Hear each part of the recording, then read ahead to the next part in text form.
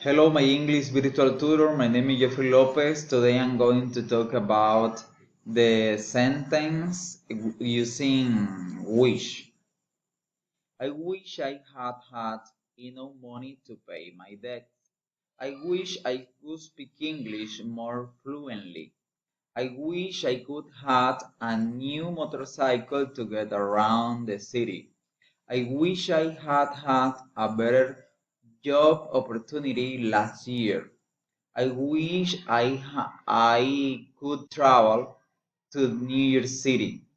I wish I hadn't eaten so much chocolate yesterday. My wife wishes she had won the teaching contest. I wish I had chosen another job with better benefits.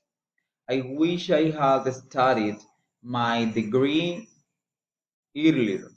My son wishes I have bought a toy car for his birthday. Thank you.